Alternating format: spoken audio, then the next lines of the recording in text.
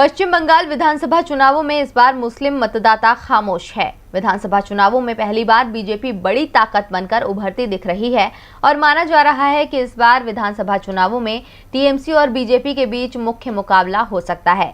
लेकिन कांग्रेस, वामदल और एसएफआई के गठजोड़ ने राज्य के सियासी समीकरण बदल दिए हैं। मुस्लिम मत इस बार निर्णायक स्थिति में दिखाई दे रहा है।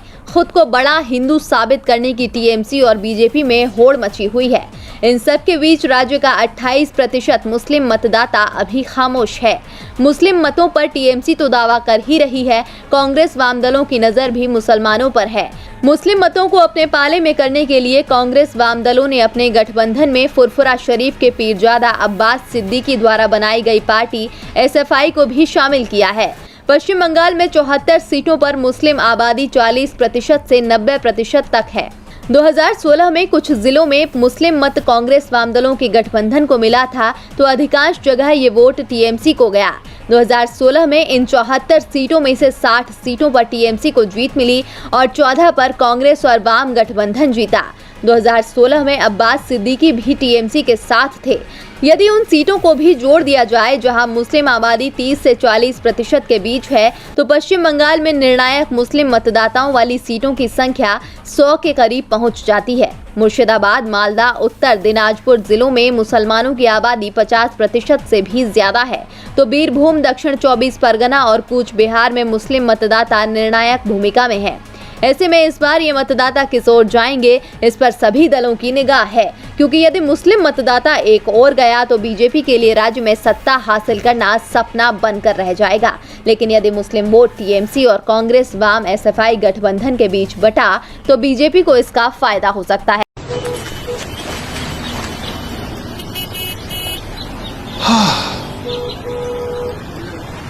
हद है, बस हिंदुस्तान की है पर मैसेज फारसी में लिखा है, कैसे समझेंगे लोग? फारसी में नहीं, हिंदी में लिखा है। आपको समझ आ रहा है? बिल्कुल समझ आ रहा है। कोरोना से जंग अभी जारी है, मास्क ठीक से पहनना सबकी जिम्मेदारी है। मास्क सही से पहने और दूसरों को भी सिखाएं। केंद्र सरकार ने गाड़ियों के लिए नई स्क्रैपिंग पॉलिसी यानी वाहन कबाड़ नीति का ऐलान कर दिया है।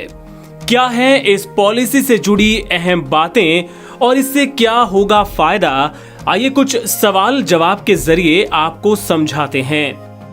पहला सवाल, नई स्क्रैप पॉलिसी कब से लागू होगी? नई स्क्रैप पॉलिसी को 1 अक्टूबर 2021 से लागू कर दिया जाएगा। दूसरा सवाल, नई स्क्रैप पॉलिसी से लोगों को क्या फायदा होगा? नई पॉलिसी के तहत स्क्रैपिंग सर्टिफिकेट दिखाने पर नई गाड़ी खरीदते वक्त 5% की छूट दी जाएगी। गाड़ी स्क्रैप करने पर कीमत का 4 से 6% उसके मालिक को दिया जाएगा। इसके साथ ही नई गाड़ी के रजिस्ट्रेशन के वक्त रजिस्ट्रेशन फीस भी माफ कर दी जाएगी। तीसरा सवाल, क्या रोड टैक्स में कोई फायदा मिलेगा? नई स्क्रैप पॉलिसी के तहत नई गाड़ी लेने पर रोड टैक्स में 3 साल के लिए 25% तक की छूट की बात कही गई है। राज्य सरकारें प्राइवेट गाड़ियों पर 25% और कमर्शियल वाहनों पर 15% तक की छूट दे सकती हैं। चौथा सवाल, नई पॉलिसी के तहत कितने साल तक गाड़ी चलाई जा सकेगी? नई स्क्रैप पॉलिसी में डीजल और पेट्रोल के प्राइवेट वाहनों को 20 साल तक चलने की इजाजत दी गई है। 20 साल से ज्यादा पुराने प्राइवेट व्हीकल अगर ऑटोमेटेड फिटनेस टेस्ट पास करने में फेल हो जाते हैं या रजिस्ट्रेशन सर्टिफिकेट रिन्यू नहीं कराते हैं तो 1 जून 2024 से खुद से रजिस्ट्रेशन खत्म हो जाएगा। फिटनेस में फेल होने पर गाड़ी स्क्रैप कर दी जाएगी। हालांकि प्राइवेट वाहनों को सुधार का एक मौका मिलेगा। उसके बाद भी फिटनेस में फेल होती है तो गाड़ी स्क्रैप करनी पड़ेगी। 1 अप्रैल 2023 से 15 साल पुराने कमर्शियल व्हीकल का रजिस्ट्रेशन समाप्त माना जाएगा। पांचवा सवाल, कैसे पता लगेगा कि गाड़ी स्क्रैप हो गई है?